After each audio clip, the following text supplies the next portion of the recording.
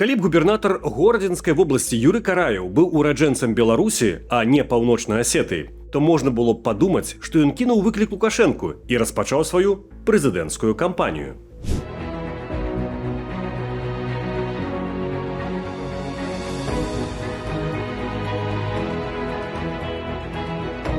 Так Караеў з акна верталёта ацэньваў парадак у раёнах Горадзеншчыны. Вам гэта нічога не нагадвае?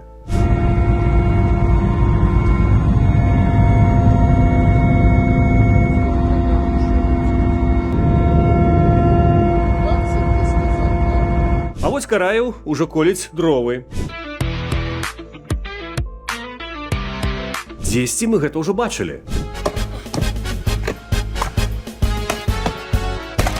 Тут губернатар з пахмурным выразам твару інспектуе будаўніцтва спартыўнага комплекса. С гибким манипулятором. Он насос.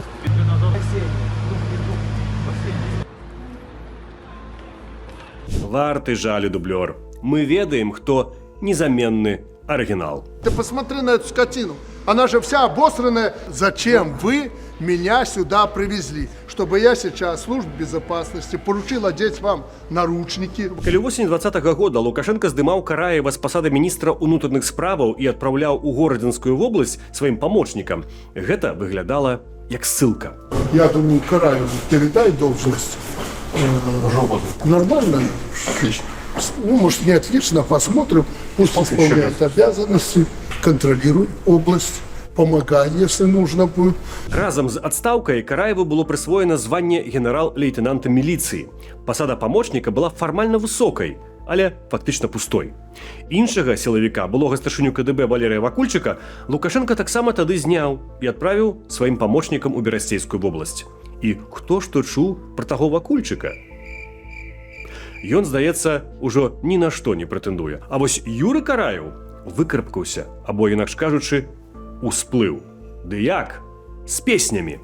Вось так Караева сустракалі работнікі з Непала падчас наведвання адной з фермаў Городзенскай вобласці. Beautiful country. Yeah. गाउँछ गीत नेपाली ज्योतिको पङ्ख उचाली जय जय जय नेपाल सुन्दर शान्त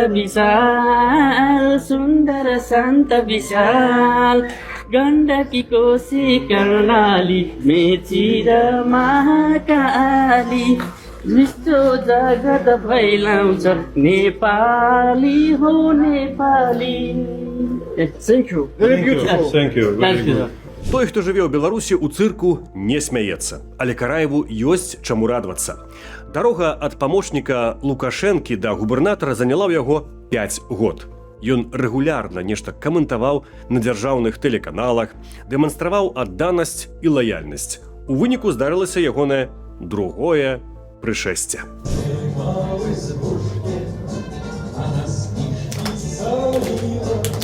Гэта ў стылі Лукашэнкі. Ён даволі часта практыкуе такую методу. Адпраўляе чыноўніка ў адстаўку, ссылку і сочыць, глядзіць на паводзіны. Калі чалавек паводзіць сябе ціха, не выказвае незадаволенасці, дзесьці ў кулуарах, цярпліва чакае, то можа разлічваць на вяртанне ў кіроўную абойму. Вот у меня 2 человека моих здесь, они могут участвовать в президентских выборах. Потом будут крепкими кандидатами. Один генерал, второй губернатор. Выканаўчасць і дысцыплінаванасць, жорсткасць, а яшчэ палітычная лаяльнасць – гэта галоўныя якасці, якія запатрабаваныя сёння ў беларускім дзяржапараце. Юры Караеў ім цалкам адпавядае. У нас таких пару-тройку десятков набралось, как я шучу, на взвод мы их набрали. Это те, кто не понял, что все работают на урожай и решил на этом или нажиться, или какие-то еще свои вопросы решить. Расхитители, как раньше говорили, социалистического имущества. Да? Так ён выконваў даручэнне Лукашэнкі адносна няўмекаў у сельскай гаспадарцы. Караеў касплеіць не толькі паводзіны Лукашэнкі, але і палітычныя заявы. У 23-м годзе ён заявіў, што Польшча марыць аб дзяржаве ад мора да мора, і таму пасля распаду Савецкага Саюза спрабавала адціснуць заходнюю тэрыторыю Беларусі. Беларусь не з'яўляецца марской дзяржавай, спадар Караеў. Такія заявы з вуснаў іншых губернатараў немагчыма сабе ўявіць. Паўсюль яны проста крэпкія хазяйственнікі і разважаюць пра прафілакторыі для цялят. Але Караеву гэты закон не опісаны. Польская культура, польский язык выше, чем все остальные. Польский язык, как вот любят говорить там, допустим, панский, а белорусский холопский. Вот так вот. Это все потихоньку насаждалось и потихоньку проповедовалось, а где-то и не потихоньку. У Беларусі калі што толькі дзве польскія школы у Ваўкавыску і горадні. Польская мова ў гэтых навучальных установах увогуле не з'яўляецца асноўнай мовай выкладання. І гэта на 290 тысяч чалавек, якія назвалі сябе палякамі падчас перапісу насельніцтва ў 19 годзе. Караеў выдатна падыгрывае антыпольскім настроем Лукашэнкі, у якога вострая фіксацыя на гэтай тэме. Вот Польша, вкачивание в нее средств США и Евросоюза – это обманка для белорусской и украинской молодежи. У Караева імідж жорсткага кіраўніка, яму 60 год. На вайскоўца ён вучыўся ў Саратаве, Маскве, Менску, удзельнічаў у баявых дзеяннях у Нагорным Карабаху. Служыў у Магілёве, Менску, Гомлі, Бабруйску пэўны перыяд пад кіраўніцтвам Дзмітрыя Паўлічэнкі, якога звязваюць з эскадронамі смерці і падазраюць у выкраданні апанентаў Лукашэнкі. У 2008 годзе Караеў кіраваў менскім спецназам. У 12-м узначаліў унутраныя войскі, быў старшынём Беларускай федэрацыі кікбоксінгу і тайскага боксу. Але сёння ён коцік, ну або пекар. Напярэдадні пратэстаў 20-го года кіберпартызаны выклалі відэа адной з нарадаў, дзе голас вельмі падобны да Караева тлумачыць сілавікам, як паступаць з народам. Пулеметы на вышках поставим, если на то пошло, ибо мы там внутренние войска-то изъяли, осталось 2 состава караулов. Входить в зону особо СОБР и ОМОН, как в хорошие времена, не пришлю, они тут заняты. Но слух пустить, может быть, придется. Ну, оперативники лучше меня знают. Это я Мыслицкому скажу, он разберется. Надо, не надо, что мы их в их бараках и сожгем. Караева можна вывесці з мус, але мус з Караева не выведзеш. Сёлета ён наведаў Мірскі замак, які ў 27 годзе азначыць 500годдзя. Там ён прапанаваў сваю ідэю – рэканструяваць аблогу замку мангола-татарамі і крыжаносцамі, чаго ў гісторыі ніколі не было. Я очень давно мечтаю сделать реконструкцию штурма замка. Со штурмовыми лестницами, монголо-татарами, стреляющими в бойницы из луков и стрел. У ліпені Караеў паставіў перад сабой амбітную задачу зрабіць астравец цэнтрам прыцягнення і горадам, які круцейшы за Менск.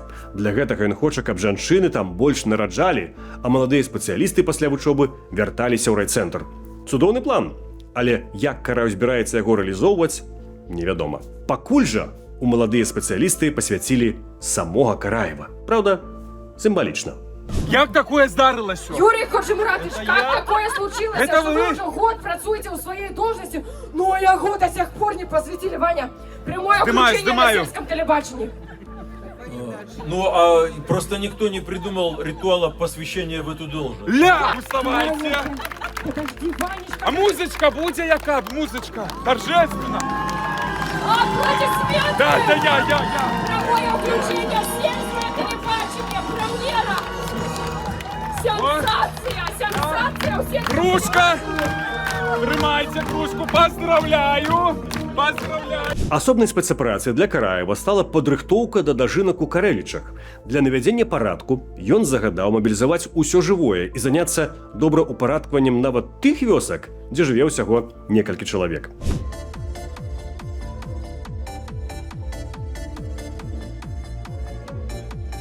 Такі караеўскі спектакль беларусы ўжо даўно ведаюць на памяць.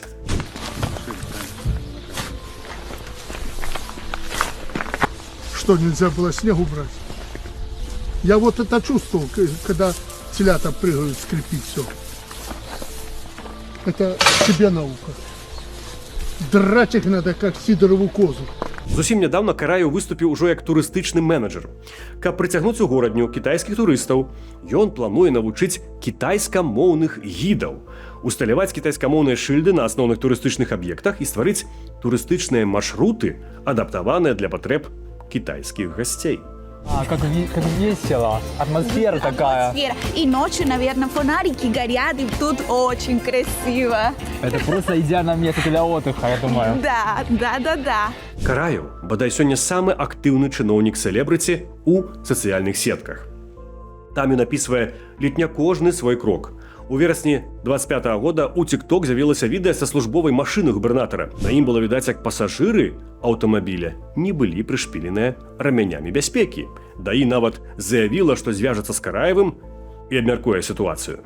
Караев любіць паўтараць пра дысцыпліну, парадак, адказнасць, патрабуе іх ад чыноўнікаў, аграрыяў і цэлых раёнаў. Але калі справа даходзіць да рамяня бяспекі ў ягонай службовай машыне, аказваецца, што правілы можна выконваць не заўсёды, прынамсі, самому Караеву.